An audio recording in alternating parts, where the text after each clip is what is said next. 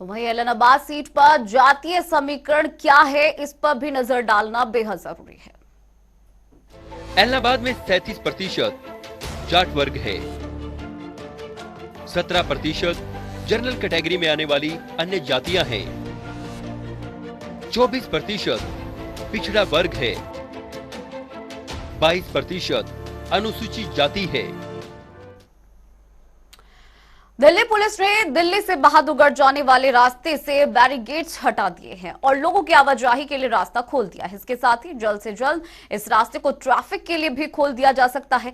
अब आपको ये बता दें कि रास्ता खुलने के बाद से लोगों को काफी राहत मिल पाएगी। और ये भी बताते चलें कि गुरुवार को दिल्ली पुलिस और हरियाणा प्रशासन के बीच हुई बैठक के बाद से ये बहुत महत्वपूर्ण फैसला लिया गया। हालांकि अभी किसानों के मंच के पास की जो बैरिकेडिंग है वो नहीं हटाई गई है। इसके अलावा अगर गाजीपुर के बॉर्डर की बात करें तो यहां पर भी बैरिकेड्स हटाई जा रही हैं और बंद रास्तों को खोला जा रहा है। फिलहाल दो तस्वीरें हम आपको दिखा रहे हैं आपके टेलीविजन स्क्रीन पर। टीकरी बॉर्डर की तस्वीरें हैं, गाजीपुर बॉर्डर की तस्वीरें हैं।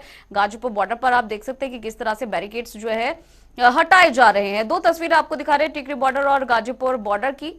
जेसीबी की मदद से साफ सफाई कराई जा रही है, सड़कें साफ कराई जा रही है, बैरिकेड्स हटाए जा रहे हैं। दिल्ली के टिकरी बॉर्डर से ये बैरिकेड्स हटाए गए हैं, गाजीपुर बॉर्डर से ये बैरिकेड्स हटाए गए हैं। कई महीनों से ये रास्ते जो है वो बंद थे। पुलिस प्रशासन अब ये बैरिकेडिंग जो है वो हटा रहा है। जेसीबी की मदद से ये जो सड़कें हैं वो साफ कराई जा रही हैं। 3 कृषि कानून के विरोध में जो किसान धरने पर बैठे थे काफी महीनों से, उसी को लेकर जो रास्ते हैं वो बंद पड़े थे। अब ऐसे में लोगों को आने जाने में दिक्कतों का सामना करना पड़ा था, लेकिन अब प्रशासन के साथ मीटिंग रखी गई और उसके बाद से ये फैसला लिया गया कि जो रास्ते हैं, जो कई महीनों से रास्ते बंद है, उन्हें खोला जाए। तो वही हमारे संवाददाता प्रवीण धनखड़ ने टिकरी बॉर्डर पर हालातों का जायजा लिया। ये रिपोर्ट देखिए। किसान आंदोलन के चलते बंद दिल्ली के रास्ते 11 महीने के बाद अब खुलने जा रहे हैं। एक बैरिकेड और बचा है। आप सीधी तस्वीरें देखिए। दिल्ली पुलिस अब लगातार बैरिकेडिंग हटाने का काम कर रही है और आप तस्वीरों में जो बैरिकेड देख रहे हैं सिर्फ और सिर्फ अब यही बैरिकेड बचा है। सीमेंट के बड़े बड़े 2 ब्लॉक्स और उन ब्लॉकों के बीच में मिट्टी और मिट्टी के साथ सीमेंट कंक्रीट का घोल, ये बड़े भारी बैरिकेड हैं। जब इनको हटा लिया जाएगा तो रास्ता दिल्ली का साफ हो जाएगा। दिल्ली पुलिस ने लगातार रात भर लग के तकरीबन 10 से 12 लेयर की जो बैरिकेडिंग कर रखी थी। कहीं पर कंटीले तार थे, कहीं पर सीमेंट की दीवार थी, कहीं मिट्टी की दीवार थी, कहीं पुराने ट्रक लगाए हुए थे, कहीं सड़क के बीचों बीच कीले गाड़ रखी थी। अब वो रास्ता बिल्कुल क्लियर कर दिया है। सिर्फ एक बैरिकेड और रास्ता साफ हो जाएगा। सीमेंट का ये आखिरी बैरिकेड है जिसे दिल्ली पुलिस को हटाना है और दूसरी तरफ की अगर मैं तस्वीरें दिखाऊं तो लोहे का ये आखिरी बैरिकेड है जिसे किसानों को हटाना है।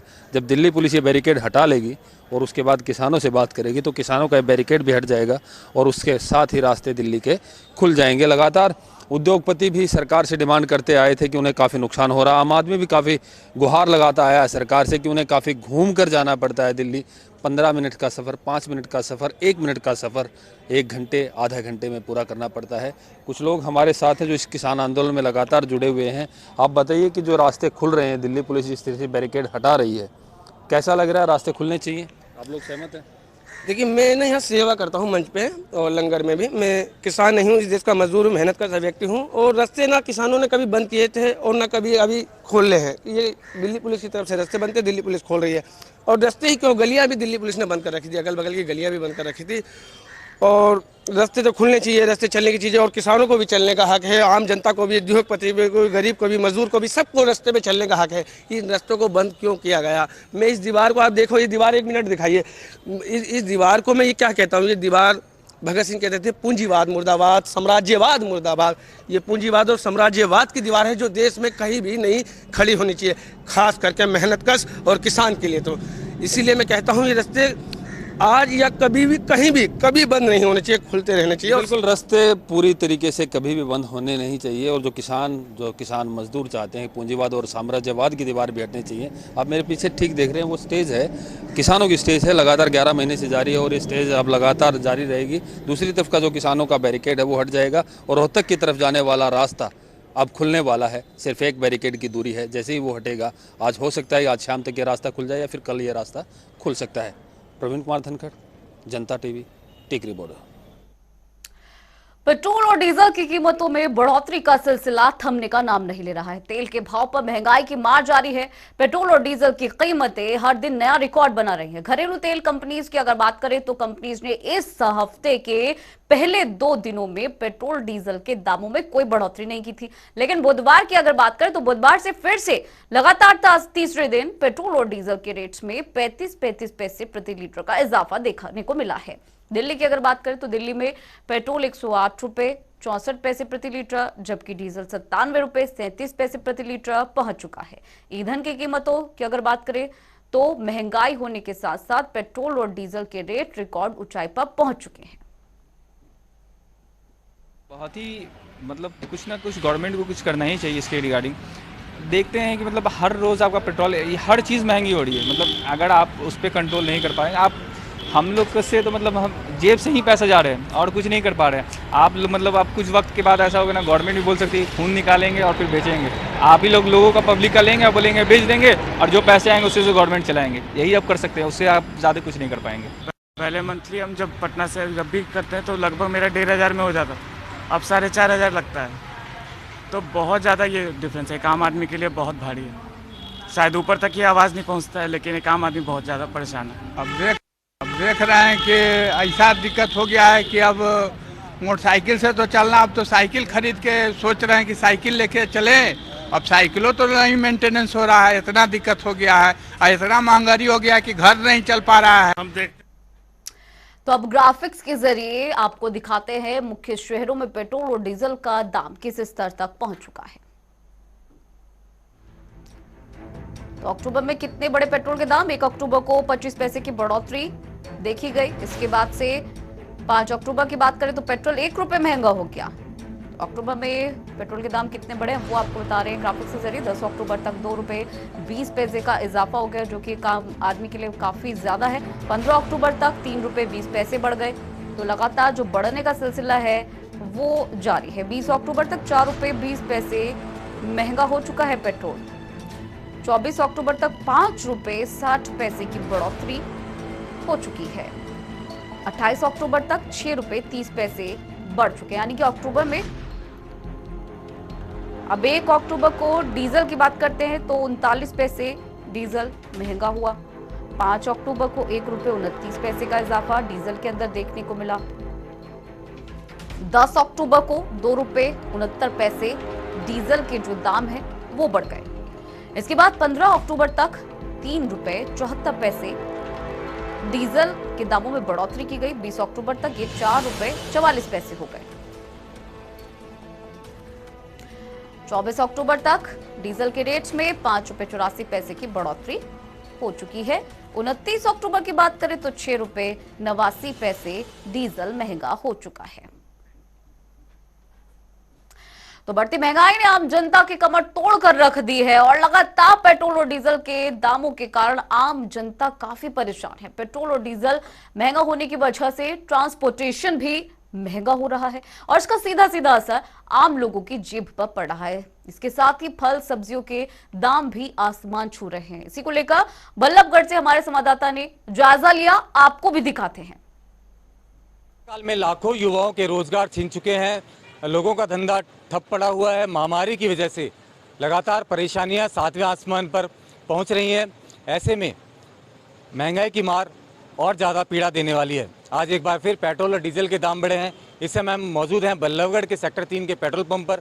आइए यहाँ जानने की कोशिश करते हैं कि इस लगातार बढ़ते पेट्रोल डीजल के दामों से आम जनता के घर के बजट पर क्या फ़र्क पड़ रहा है, उसको क्या परेशानियाँ हो रही हैं। और फिर बढ़े हैं, क्या कहेंगे? क्या करें, जब ये बताओ कहाँ से गाड़ी चलेगी, खाने के पूरे नहीं पड़ रहे तो गाड़ी कहाँ से चलेगी। सरकार तो कह रही है हाईवे बन रहे हैं, कुछ भी ना बन रहा सरकार की तरफ से। क्या गरीब आदमी तो मर गया बिल्कुल, क्या करेगा गरीब आदमी, कुछ भी नहीं होगा, सब खत्म हो गया। पेट्रोल डीजल के दाम एक बार फिर बढ़े हैं, क्या कहेंगे? पेट्रोल महंगाई तो इतनी होगी जी, जीना मुश्किल हो रहा हो, क्या करे आदमी। महंगाई तो बहुत ज़्यादा बढ़ गई। जो खड़ की बोरी 1300 रुपये की थी, आज 2200 रुपये की आ रही है। दूध के रेट है नहीं, इसलिए पशु बेचने पड़ेंगे और क्या करना पड़ेगा। लेकिन विकास हो रहा है ना। विकास क्या हो रहा है, रोड के काम हो रहे हैं और क्या विकास हो रहा है, ड्यूटी भी नहीं रही कहीं। विनोद जी, आज एक बार फिर पेट्रोल डीजल के दाम बढ़े हैं, क्या कहेंगे? सरकार को कुछ कड़े वो लेने चाहिए स्टेप, ताकि महंगाई और ना बढ़े। विकास तो तभी होगा जब लोगों के पास खर्चने के लिए ज़्यादा पैसे होंगे। तो मेरे ख्याल से शायद सरकार को कुछ ऐसे स्टेप लेने चाहिए जिससे महंगाई और ना बढ़े। कुछ नहीं कह रहे हैं, निशब्द हैं, परेशान हैं। साफ मना कर दिया कि रोज़ पेट्रोल डीजल के दाम बढ़ रहे हैं। कितना कहें, कब तक कहें, सरकार कब तक सुनेगी? अब तो सुनना भी बंद कर दिया है। जनता टीवी के साथ अमित चौधरी, बल्लभगढ़। आरबीआई गवर्नर शक्तिकांत दास का कार्यकाल 3 साल के लिए बढ़ा दिया गया है। इसके बाद से अब शक्तिकांत दास दिसंबर 2024 तक आरबीआई गवर्नर बने रहेंगे। आपको ये बता दें कि शक्तिकांत दास ने 12 दिसंबर 2018 को आरबीआई के 25वें गवर्नर के रूप में कार्यभार ग्रहण किया था और उनका कार्यकाल 10 दिसंबर 2021 को खत्म हो रहा था। वहीं सरकार का यह फैसला काफी महत्वपूर्ण माना जा रहा है। यह भी आपको बता दें कि शक्तिकांत दास केंद्रीय आर्थिक मामले के सचिव भी रह चुके हैं।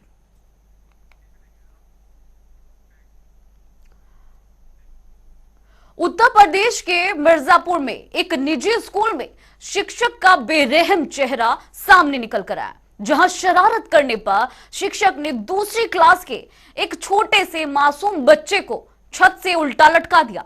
आपको बता दें कि बच्चे को लटकाने का फोटो सोशल मीडिया पर बहुत ही तेजी से वायरल हो चुका है। इसके बाद से एक्शन लेते हुए जिला अधिकारी ने इस पूरे मामले में टीचर के खिलाफ मुकदमा दर्ज कराने का आदेश दिया है। चश्मदीदों की माने तो बच्चा काफी देर तक शिक्षक से माफी मांगता रहा, झटपटाता रहा, जिसके बाद शिक्षक ने बच्चे को छोड़ा। वहीं शिक्षक के इस खौफनाक चेहरे को देखने के बाद स्कूल के बच्चों में डर का माहौल है। सवाल यही है कि क्या छोटे से मासूम से बच्चे की शरारत करने की सजा इतनी बड़ी है? तस्वीरों में भी आप देख सकते हैं कि कैसे इस शिक्षक ने बच्चे को उल्टा लटका रखा है। चलिए यहां पर रुकेंगे एक छोटे से ब्रेक।